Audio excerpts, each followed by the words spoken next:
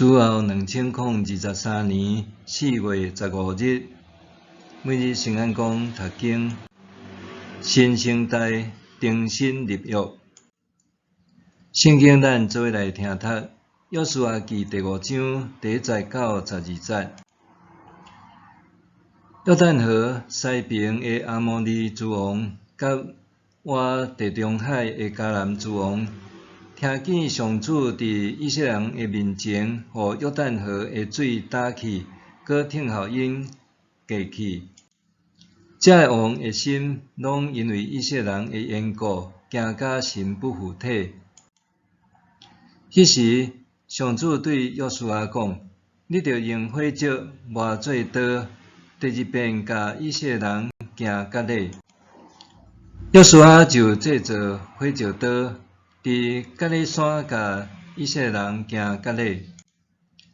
约书亚甲因行割礼的原因是安尼：对埃及出来遐个会交战的查甫人，拢死伫旷野的路年。因拢有受割礼，毋过出埃及以后伫旷野出世的人民，拢还未受割礼。以色列人伫旷野行40年，出埃及的战士因为无听趁上主的话，拢受消灭。上主捌对因宣誓，毋互因看到上主对因的列祖立誓，要赏赐因的地，就是流奶甲蜜的地。因的子孙就是上主所兴起新的一代，拢还未行割礼，因为伫路年无人甲因行割礼，约书亚才甲因行。所有的以色列人拢受割礼了后，就留伫营内听候回复。上主对约书亚讲：“我今仔日经除去恁伫埃及所受的见效。”所以，迄所在就叫做吉甲，到今仔日。迄时，以色列人伫吉甲扎营。迄月14暗，因伫耶利哥平原守盘过节。盘过节过日，因就食迄所在的土产，就是无甲饼甲烘的五谷。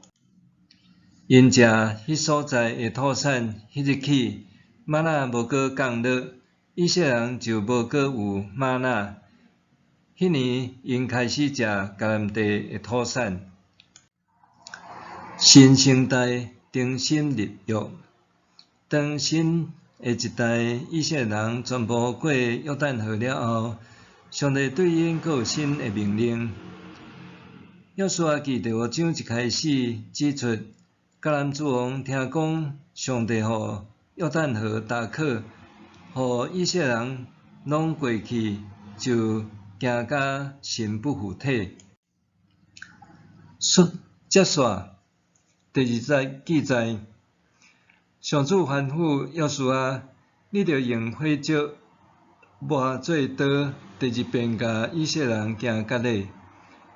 对安尼，可能有人会问：伫人面前，照你讲，着做好征战的准备，是安怎上帝煞命令以色列人伫即个时阵行割礼咧？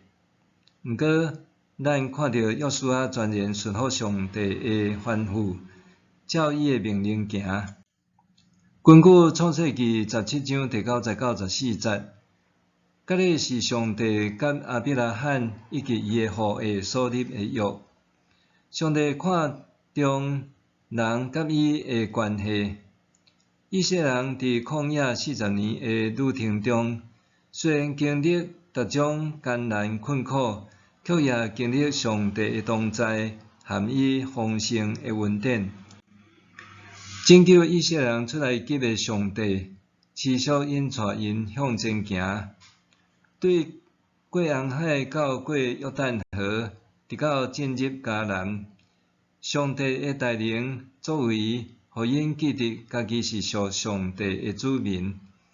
借着行割礼，因也想起家己是甲上帝立约的子民。当上帝吩咐约书亚为以色列人行割礼，约书亚随时照办，完全顺服。真正的顺服，袂伫于环境和外在条件是毋是对家己有利，是独独遵守上帝的命令来回应，深信上帝必定为伊的子民准备好一切。40年前，遐个甲摩西斗阵出来击的以色列人，拒绝回应上帝的应允，必须因开会久长的时间，还无法度通进入应允的迦南地。但新的一代以色列人学晓顺服上帝的命令，愿意经历甲底的痛苦，忍耐听候回复。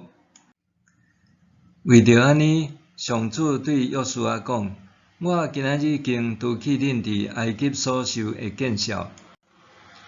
当咱失去，也是袂记得家己伫上帝面前的身份，搁袂得通活出上帝应允的美好性命，就真容易会受到别人的侮辱，也是质疑咱信仰的真实。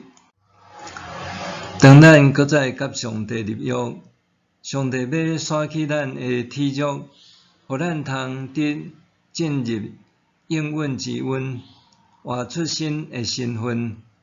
每当咱的人生进入一个新的阶段，也表示咱需要放下过去，重新降服伫上帝的带领。这并毋是一个容易的过程，因为咱无拄拄会亲像约书亚共款顺服，甚至有时阵会对上帝发出质疑。当年的以色列人出来击了后，拒绝回应上帝应允，就无缘进入迦南地，所以上帝兴起新的一代来承接应允。求主帮助咱用这做警戒，袂轻易离杀上帝，还是随意对上帝发出质疑。上帝是满有怜悯、慈爱的上帝，对伊伫旷野中对以色列人的充足供应就通看出。毋过，就算上帝是怜悯慈爱，咱也无应该一再挑战伊的底线，诚做离杀上帝的子民，免得受取代。默想，我捌伫什么时刻甲上帝立约？我是毋是有照约来行咧？我捌伫什么时刻甲上帝立约？我是毋是有照约行做咧？咱来祈祷，上帝啊，我愿意重新甲你立约，求你帮助我，忠实遵行你的旨意，奉主耶稣基督的名求，阿们。愿上帝赐予你身心灵拢勇健平安。